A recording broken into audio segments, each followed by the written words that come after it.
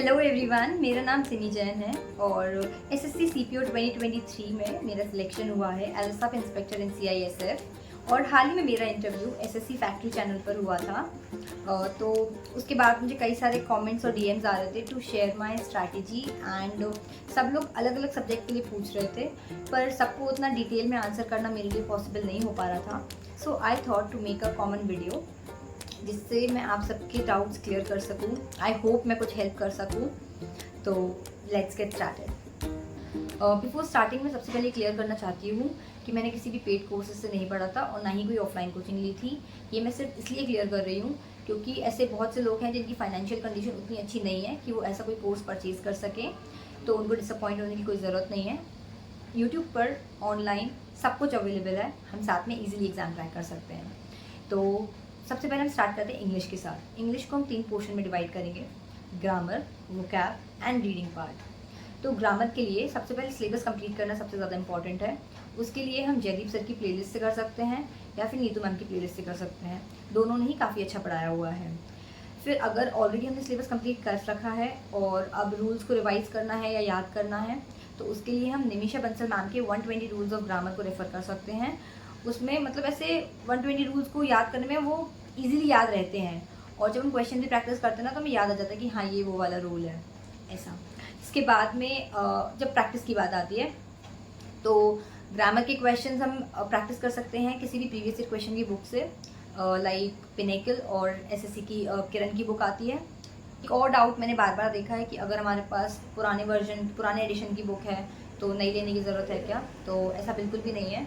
Telegram पे एक channel है RBE बाय शुभम सर, जिसमें वो हर एग्ज़ाम के बाद chapter subject wise PDF upload करते हैं। तो जो भी नए एग्ज़ाम आए उनके क्वेश्चन हम वहाँ से प्रैक्टिस कर सकते हैं, तो नई बुक लेने की कोई ज़रूरत नहीं है। इसके बाद में वोकैब में क्या होता है कि एकदम इनिशियल स्टार्ट करना थोड़ा मुश्किल होता है कि याद कैसे करें। तो अगर बिल्कुल भी स्टार्ट नहीं किया है तो हम रूट वर्ड से स्टार्ट कर सकते हैं, और इसकी पूरी प्लेलिस्ट रानी मैम ने डाल रखी है और सारी प्लेलिस्ट मैं डिस्क्रिप्शन में डाल दूँगी।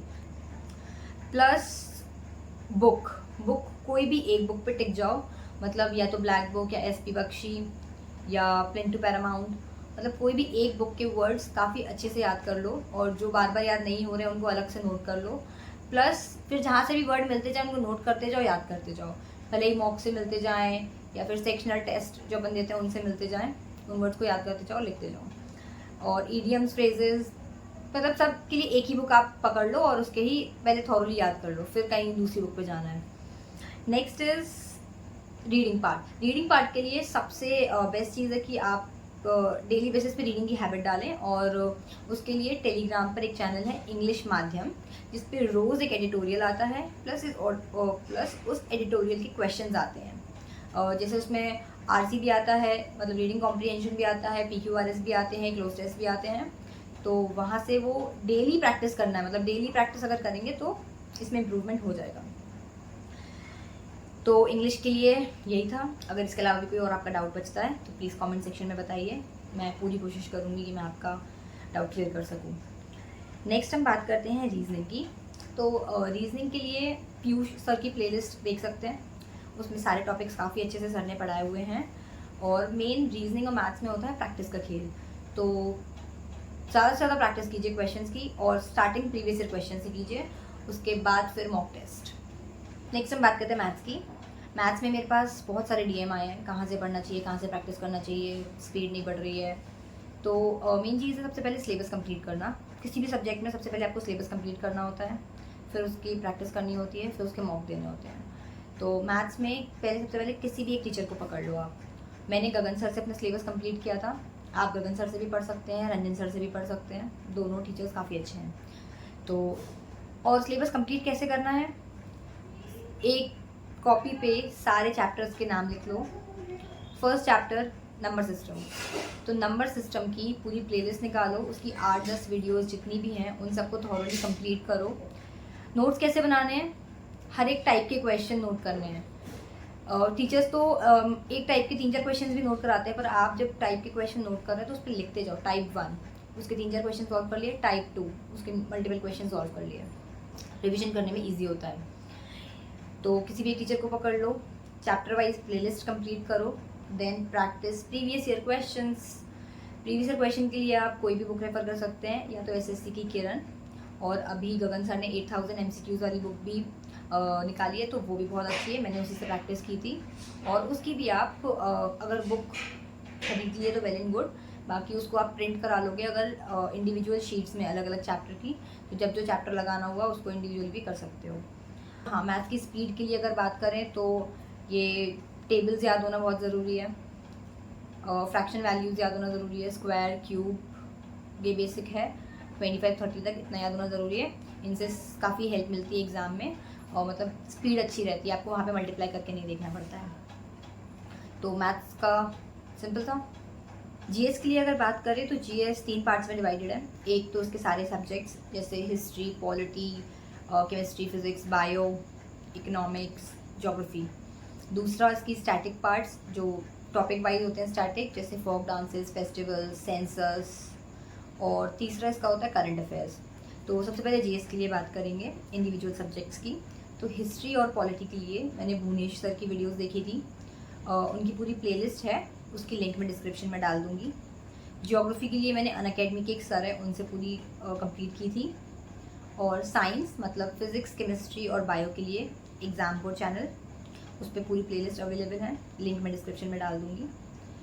इसके बाद में इकोनॉमिक्स के लिए मैंने ऐसे ही जनरली यूट्यूब पर डाला और उसकी 2-3 चैनल्स की वीडियोस देख ली थी, क्योंकि इकोनॉमिक्स कितनी भी पढ़ लूँ मेरे से क्वेश्चंस जनरली नहीं बनते, तो मैंने उसको थोड़ा स्किप भी कर दिया था। इसके बाद में स्टैटिक पोर्शन की अगर बात करें तो स्टैटिक में परचम क्लासेस, परमार क्लासेस दोनों बहुत अच्छी हैं। क्रेजी जी के ट्रिक भी एक अच्छा चैनल है, तो इनसे आप इनको टॉपिक वाइज कंप्लीट कर सकते हैं। अगर सफिशिएंट टाइम है ना, तो एक टॉपिक को 2-3 चैनल से भी देख लो, कुछ ना कुछ एडिशनल इन्फॉर्मेशन मिलती जाती है। प्लस जो हमने हिस्ट्री, पॉलिटी, ज्योग्राफी ये पढ़े, इनको एक बार प्लेलिस्ट कंप्लीट करने के बाद एक बार बुक से भी पढ़ लेंगे, या तो लूसेंट थोड़ी वास्ट लगती है मुझे, इसलिए मैंने मनोहर पांडे रेफर की थी। और जो भी हमें एक्स्ट्रा चीज़ें मिलती जाएंगी उनको हम नोट्स में वहीं के वहीं ऐड करते जाएंगे।